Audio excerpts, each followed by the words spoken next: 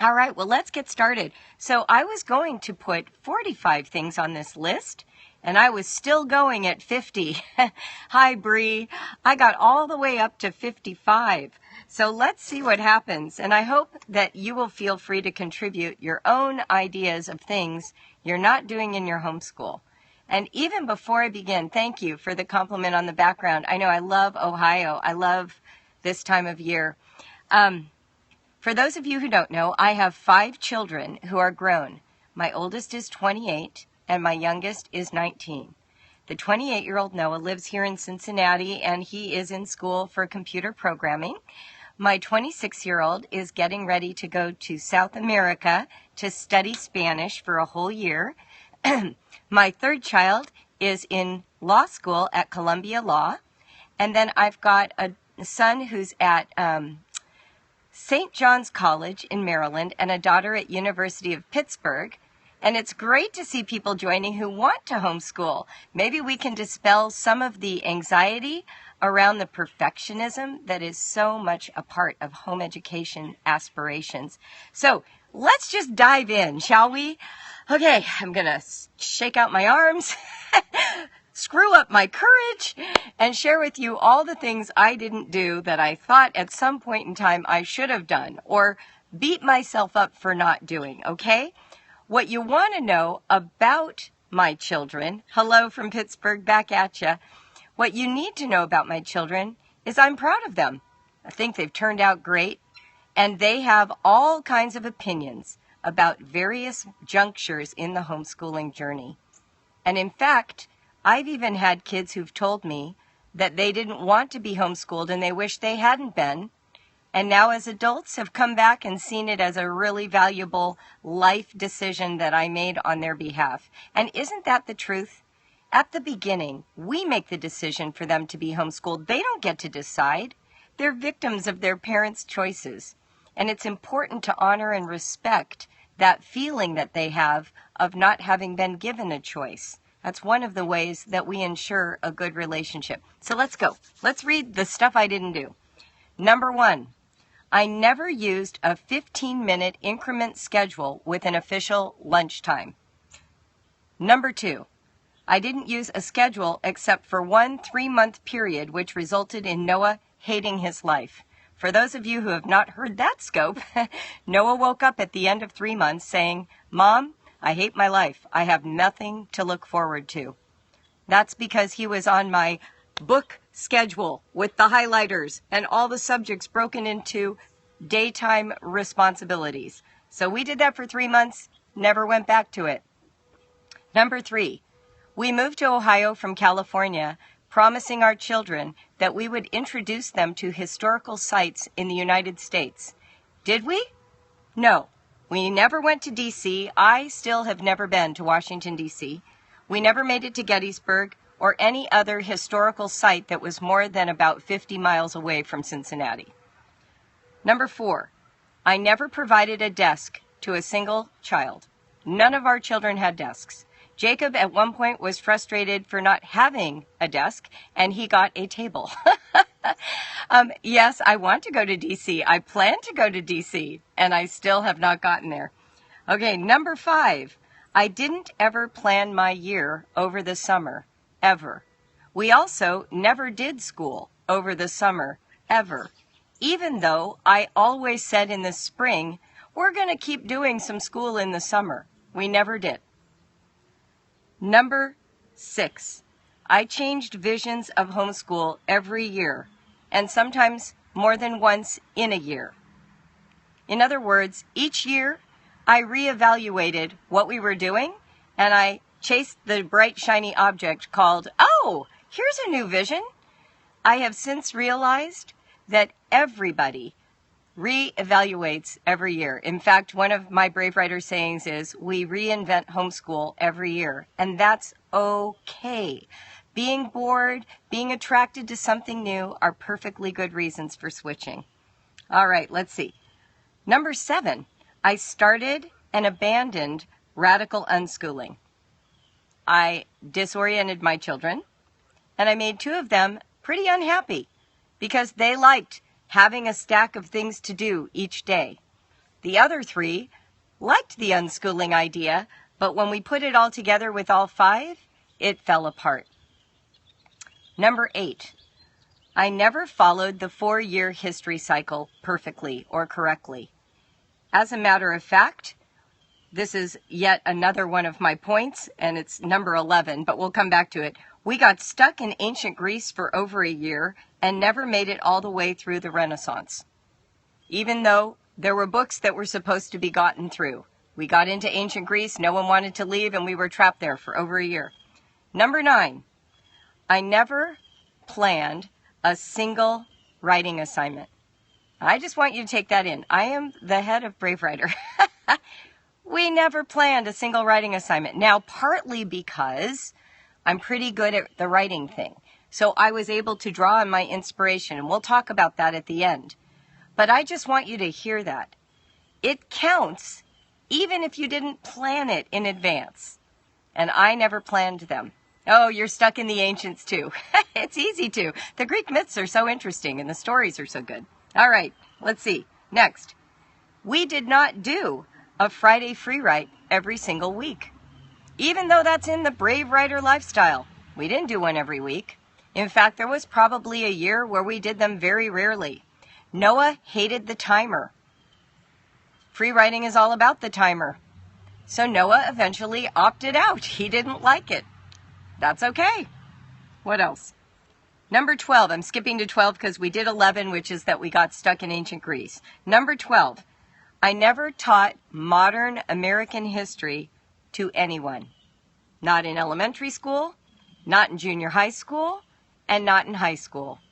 In fact, the only exposure my kids had to modern American history was through documentaries that I was watching because of grad school.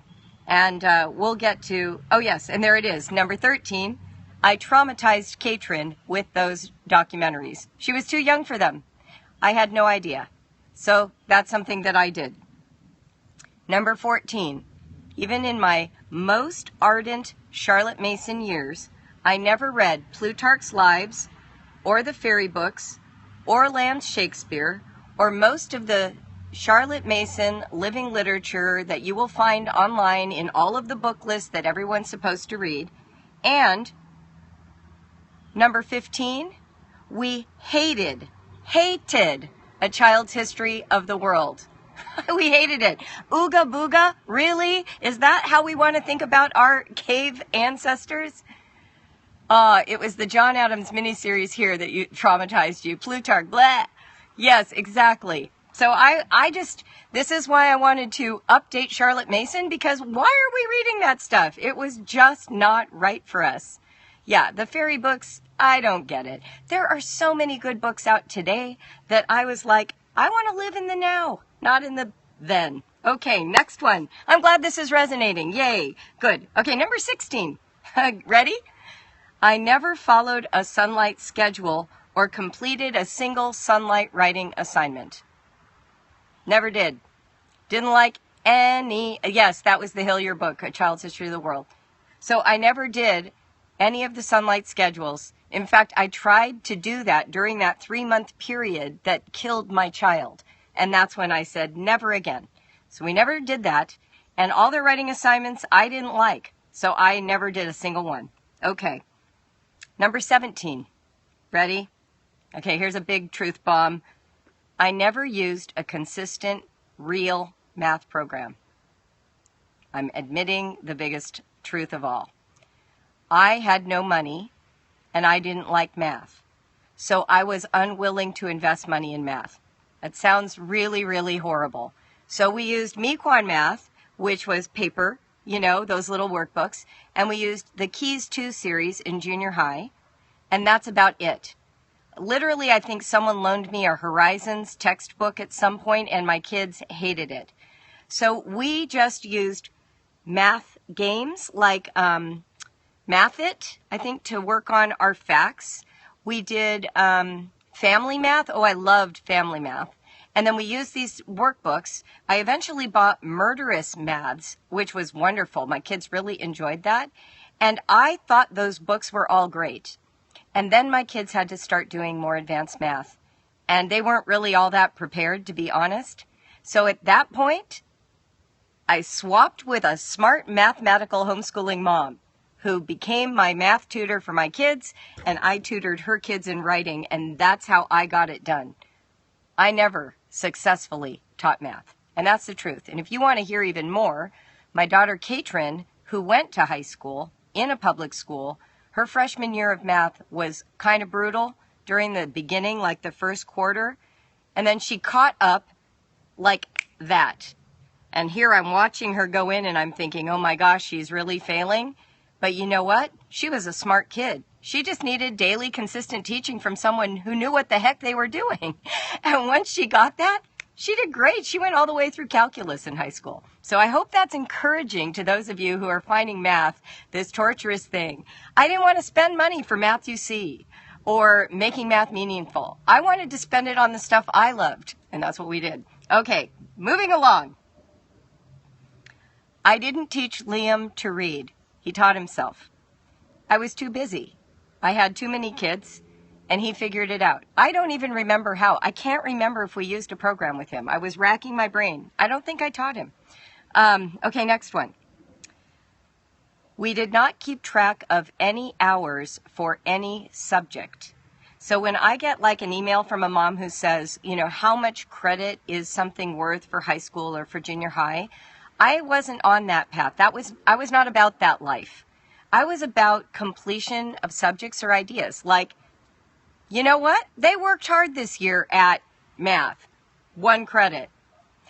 They read, 6 books, and they wrote a paper, and we had great conversations, and we watched the movie versions. Credit. I wasn't about that life. I do not want to be a school-at-homer. I'm a homeschooler. So my way of evaluating, I decided could not be the way the school evaluates. I wanted to evaluate based on what I saw happening in my kids. So yeah, I didn't keep track of a single hour. Okay, next. And I still gave them credits. What's next? I'm losing track here. Okay, number 22. I didn't teach any history in high school to Johanna or Noah. When Johanna got ready to apply to college, she needed to have something for American history, and we didn't have it. So I went and bought the SAT 2 book, which was U.S. history, and we spent 6 weeks with me sitting in front of her on a couch, me reading the book, her narrating back, me quizzing her, she asking me questions. I was a history major, so this was heaven for me. I was like, oh, I remember the Monroe Doctrine, I was having a blast. And at the end of it, she took the SAT 2 test, and we submitted that with her application to Notre Dame. That's how we handled it. And I counted that as a full credit of U.S. history. That's how I felt about it. It's like, you know what? This was not her focus in high school. This is enough to get her into college. And then she took more history in college, and she's gotten interested independently and has taught it to herself. But I refuse to be a slave to this prescription if I can see evidence that my children are thriving and learning and will get all the things that they need. So that's what we did. But I'm getting ahead of myself. What else didn't I do? I never did science experiments. Never. The only science experiments we've done in our house are baking soda volcanoes, making blubber from borax, and what was the last one? Oh, dissecting a flower. That's it. Next one. I bought several science programs and never opened the books. 25. I used Family Fun magazine as my primary homeschool curriculum for 3 years. Didn't buy anything else. I went to the library, I had Mequon Math, and Family Fun magazine. That was my curriculum. 26. We never used a single textbook. 27. We didn't keep records. Seriously. I did, though, keep a book list. I will tell you that. We always kept a book list. 28. I never taught cursive or manuscript. I opted for Getty Dubai italics, and my kids hate me for it. 29. We never used a science curriculum, and therefore I am a proud member of what my friend calls HENSE, H-E-N-S-E, home educators neglecting science education. So that's what we did. Now, when I look back, we did a lot with science, but I'm going to share that at the end. Okay? But we never used a program. Someone's asking if I had to keep a portfolio. Oh, yes, we're getting to that. That's at the very end. Yes, I did. Every year for Ohio. Number 30. We did not do dictation every week or even every month. 31. We didn't do any systematic CM practice. In other words, when we did art, nature, narration, copywork, and dictation, they were ad hoc. I did them when I felt internal pressure mounting or when I was inspired. That was how we ran our system.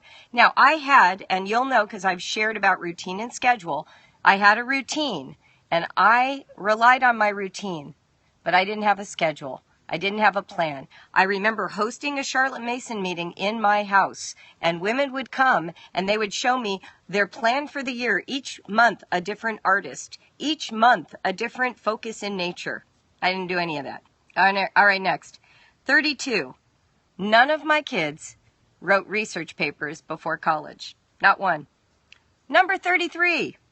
We really didn't teach grammar every year. We really didn't. In fact, we only taught Winston grammar and grammar songs out of all their years at home. And 2 of my kids, when they got to college, have asked me to send them Winston grammar because now they get it and think it would be fun. Both of them, by the way, were linguistics majors, so that makes sense. 34. Noah wrote 1 essay in high school before college. 35. I didn't teach any of my kids how to tie their shoes, how to type, or how to tell time, or shower. Number 36. I didn't double check on co-op homework. If they did it, they did it. If they didn't, I didn't know about it. What else? Number 37. I let my kids read Harry Potter as many times. Number 38. I didn't give piano lessons to most of my kids. Oh, thank you. You love me. Number 39. I didn't bake homemade bread or raise chickens or plant a garden. Except once in all my years. And I was told that homeschoolers had to do that. And I thought they had to grind their own grain, too. And I was pretty sure they were supposed to serve organic strained carrots to their babies as well. Okay, if you haven't shared this, I still have 15 more. So share with your friends, bring them on so that I can wind it up together with all of your buddies. All right, here we go. Ready? Ready for number 40? We did go a whole year one time without doing dictation because we were all sick of it. Number 41. I never taught health or sex ed. Nope, never did. 42. Johanna's India report never got copied over and put in a report folder. In fact, I still have it, and it is on notebook paper with all of our markings, and it never got finished. Okay. Number 43. Katrin never did an elementary school report. And as a matter of fact, neither did Liam. So I felt obligated with Noah, Johanna, and Jacob. Liam and Katrin, we never did it. 44. We never completed one of those history timelines or the Book of Centuries or Story of the World. We did some in all 3, and then we ran out of steam. Number 45. We never came up with a system that worked for good for technology or television. We tried so many. None of them ever worked. You know what worked? Children moving out of the house and less competition for all of the various devices. Okay? Number 46. No child ever did 10 writing projects in a single year. Most of them did 1 or 2 that got revised. 47. I didn't teach my kids how to get up early to prepare them for real life. They slept till they woke for their whole time at home. 48. We also didn't have bedtimes. 49. I didn't really monitor computer use. 50.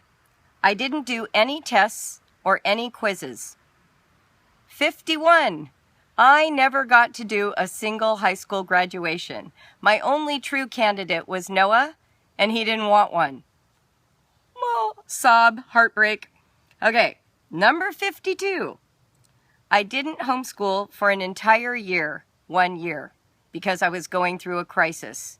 And even though I still had Katrin every day getting up, doing her copy work, and we did some reading, there was actually no plan and no preparation and no real content.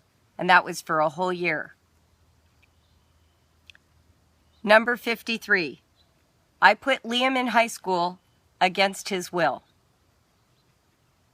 Number 54. Gets a little sober here. I got a divorce. Number 55. Our family were not volunteers. We didn't work at a soup kitchen. We didn't end up in some kind of old folks' home singing Christmas carols. We didn't get around to volunteering. That's my list of all the things that I didn't do as a homeschooler. But you know what? Despite all of it, the lack of projects, the lack of science, the fact that we didn't write as much as maybe even you imagined that we wrote, the fact that I got divorced, the fact that we were changing every year what we did. I have amazing kids, just like you. And here's what we did do right. We had rich family conversations around literature and film. We spent time together. We went outside. We saw plays. I facilitated their big, hairy, audacious goals. I helped them imagine a life that would make them happy, not one that would match the criteria the school told me I needed. Someone asked about our end of the year narrations, and I'm just going to tell you right now, those were fun for me. You know why? I showed up with narratives. I didn't keep track of hours. I wrote a page about each child and what they learned that year and conversations we had had and how they had grown in a way that I observed and validated. That's how I measured growth. And that's why I felt okay not teaching American history in high school to kids who weren't interested. Like, when they're interested, everything they learn is at their fingertips, and I've seen them take it into the future, right? So if they're not ready for it, just because the local high school is telling me I've got to do it, that just wasn't a good enough reason for me, at least not then. Now, when I had a crisis, the big crisis of my life occur, and I felt I wasn't doing a good job, that's when I asked Liam to go to high school. And he went, not willingly. But you know what happened? We designed high school to match his personality. He only went 2.5 years. He didn't take the really hard classes. He went to fulfill a responsibility to himself, to simply complete high school. And when he graduated early, and he took a trip to Europe. And that's how we figured it out. We put him on the chess club, and I didn't expect him to get A's. That wasn't our deal. So there are ways to think about home education or education period and your family, because the priority is your relationships. The priority is their capacity to engage a subject and make it meaningful for them in a way that lasts into their adulthood. You know, I was just being interviewed by Mackenzie Monroe. Some of you will know her from Periscope, on a podcast with her. And it wasn't till we were talking that I realized out of my 5 kids, 3 of them are on editorial boards for literary magazines they've created as adults. One of them is Johanna, and that is a literary magazine that they've created in New York for 20-somethings, and they do poetry and creative writing readings at like a bar once a month. Katrin and her best friend at the University of Pittsburgh started a magazine together, and she's got a whole little editorial board that they do. And then I just found out that my son Liam, the dysgraphic who didn't write for 3 years, he just started a poetry slam and a literary journal at his college. And they meet weekly, and they receive submissions and evaluate which ones to publish and release. 3 of my kids. Tell me that isn't homeschool in action. We were the poetry tea time family. We valued publishing. That's what we got out of our homeschool. And Noah, who loves math and hated math books, is going into computer programming and is completely self-taught as an adult. That's when he got his math solid. You know, Khan Academy and all these complicated forms that I didn't know anything about. So don't worry too much about what you're not doing. I just gave you a list of 55 things you don't have to do. Or at least they're 55 things I didn't do. And Family Fun is a great magazine, by the way, if you have young children. Oh my gosh, it's better than most curricula, and it's so much cheaper.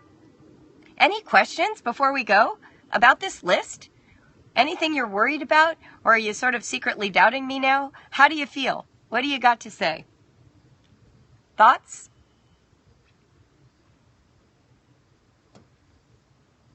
Reassured. Thank you, Mary. Can we get the 55 things you did do? I would love to do that. Let's definitely do that. If they don't graduate high school, how to get into college without a diploma? Well, you know, the thing is, if they are high school students who aren't in the public system, they already don't have a diploma. So here's the cool thing about college. College, and the portfolio, I mentioned that already, so I will explain that. College is all about meeting criteria that the college sets. And a lot of them don't require diplomas from homeschoolers. So what you want to do is, you can do community college in high school, but you can also call the admissions department. So Noah, as a great example, never took 2 lab sciences or 2 years of foreign language when he was in high school. And yet he wanted to be a linguistics major at the University of Cincinnati. What did he do in high school after he quit and didn't finish? Well, he sat around learning constructed languages and teaching himself Klingon. Yes, the Star Trek language. So when it was time where he thought, I do want to go to college after all, sort of an afterthought for Noah, we talked about it and I said, well, I don't know if you have enough classes. We need to call admissions. So being that he was my firstborn and I was his mother, I made the call. And secretly, do you know this feeling? Secretly, I was sort of like, I hope they tell me he can't get in so I can say, see, I told you needed chemistry. Of course you need 2 years of foreign language, right?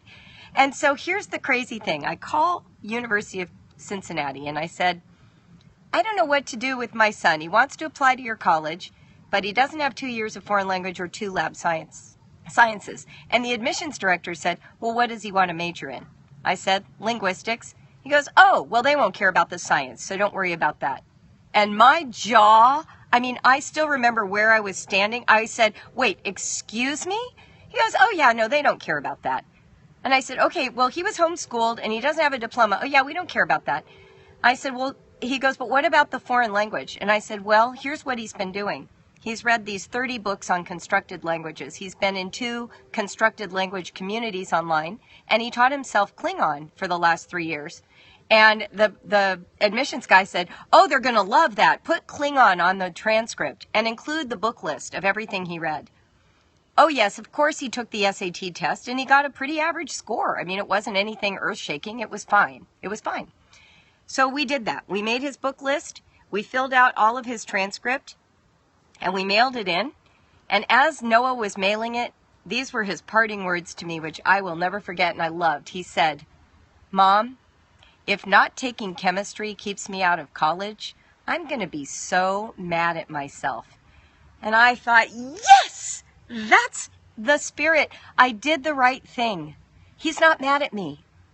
He owned his decision. He's going to be the one who will face whatever that consequence is. And of course, what happened? He got in.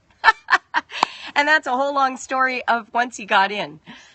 Someone's asking how we prepped for the SAT test. So Noah didn't prep at all. You can't get Noah to prep for things. So he didn't prep at all, and he still came out with a decent score. For my other kids, they actually worked through those big books that you buy at Barnes & Noble. And then we did some practice testing with the timed essay writing because I know how to help with that. So we did that. But that's what we did with Noah. It shattered my notions of what my expectations should be. When I did my portfolios every year in Ohio, I met with a certified teacher who happened to be sympathetic to homeschooling, and I would just bring a list of the books we read. I'd bring some of the curriculum pieces that we had. I'd bring any craft projects that we did. And we would just sit there and it was like mommy show and tell. I'd be like, look what Johanna did. Look what Katrin did. And then I would hand her these narratives, these page-long, detailed accounts of the growth and my amazement at my kids from that year. Anything I could remember. And I would take notes during the year. I might write them on a calendar or I kept at one point a private blog just for me that kept track of some of that. But you should know, none of my systems ever last. I get excited about them. They go on for a few months and then I lose my energy. And I would just be drawing from over the course of the year the things I remembered. I do think it's a great idea to keep track of big events on a calendar because you do forget what you did in October when May rolls around. But other than that, I wasn't a big record keeper, just to be honest. I knew my kids. I hung out with them a ton. I had a very strong sense of their vocabulary and their development and how they spent their time. And, we spent time doing things that are not curricular oriented. When Jacob had a cookie business, it took time to bake cookies and to deliver them and to go to stores and sell them. When Johanna was preparing for this big vintage dance ball, that took time, So just remember that the things you really, really, really love and really want to do with your kids are going to take time away from the standards of education everybody keeps telling you you have to hit. And at some point, you gotta choose. You gotta decide, am I going to give my energy to this thing they're passionate about?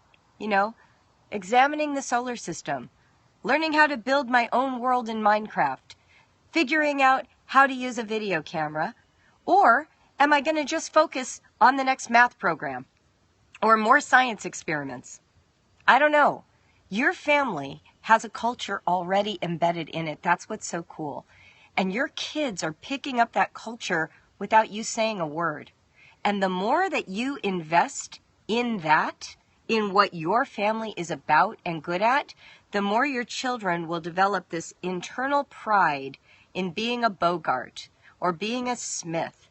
They will start to know this is the special gift that comes from their lineage, from their parents.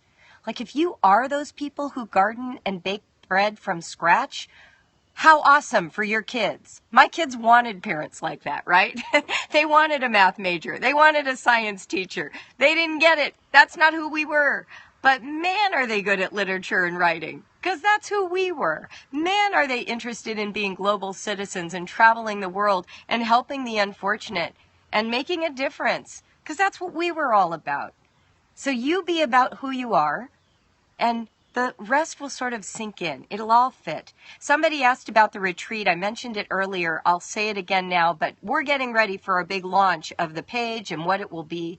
We have a secret surprise guest speaker coming. It will be July 13th to the 15th, 2016, here in Cincinnati. We're using a Catholic sort of retreat center, but it is not a religious experience. I mean, it can be personally for you, but it is not being billed as any kind of Christian or Catholic experience. This is for all faiths and non-faiths. All are welcome. If you know me, that's a core value of mine. And we will not be opening meetings in prayer. Every person can be who they are at this conference, this retreat. It's called the Be Good to You retreat, and it's going to focus on you and implementation. Rather than just theory coming at you, we're going to talk about and do the things that you want to experience with your kids. And then we're going to do some things that make you feel refreshed and restored and valued for all the gifts you give to your children and help you firm up that place that's unsure and insecure and nervous, because a happy mom, a happy dad at home create the best homeschools. And I want that for you. And I want it for your kids. And remember, even If you have a year of crisis where the unthinkable happens, someone dies, you get a divorce, you lose your house to foreclosure, even then, homeschool can survive. And the benefits of homeschool will outlive even those crises. I believe in homeschool so thoroughly. People ask me at times, because I even had kids in high school who went to public school, and yet I still believe in the foundation of homeschool. It helps everybody become their best selves. That's what I love about it. At least it gives us that opportunity. You know, not everyone succeeds at it because of all kinds of neuroses and things that happen. Somebody's asking a question I would love to share there. If you have something you want to share with me, email me, julie@bravewriter.com, and I'll be happy to write you back and make sure I take care of your needs. Thank you for that comment about my scope. I'm glad this was helpful. You know, I had heard this business scope where she talked about the 45 things she didn't do as a business, and I thought, oh my gosh, I easily have 45 things I didn't do as a homeschooler, and it turned out I had 55. So I'm super glad it's encouraging. I'm glad it's helpful. It, you know, almost feels risky, right? Because I don't want us to go away thinking, oh, I don't have to do anything. No, what I'm saying is this. Do what you love with your kids. Invest deeply. Have that connection around learning. Be into it. You know, take the time to do a Pony Express in the neighborhood with all your friends. Take time away from the workbooks to have a full day of play. That's going to lead you to a great homeschool experience. Well, I think we're at the end, and it's getting dark. Oh, the bats are out. Oh my gosh, I am just loving the trees in the background here. So fun. Oh, I'm glad I'm a kindred spirit. I'm sure you're all my kindred spirits. You're all my favorite people right now. Periscope has just opened so many possibilities for all of us. Thank you for sharing the scopes. Thank you for hearting it up on the screen. Thank you for being so authentic yourselves and telling your own truths. And thank you for supporting me, even when I tell you my truths and they're not always pretty and sometimes feel a little bit vulnerable. So I really appreciate that. It's not always easy, as you know, in the homeschooling community, which just means that I value all of you so much more. And someday I'll tell you that story too, if I can get up the nerve. All right. Until tomorrow, when we talk about regret, we go from guilt to regret. We'll do that at 4 p.m. Eastern. I'm Julie Bogart from BraveWriter, and I'm so glad you joined me today. See you tomorrow. Have a great evening, everyone. Live honestly, write bravely. Bye.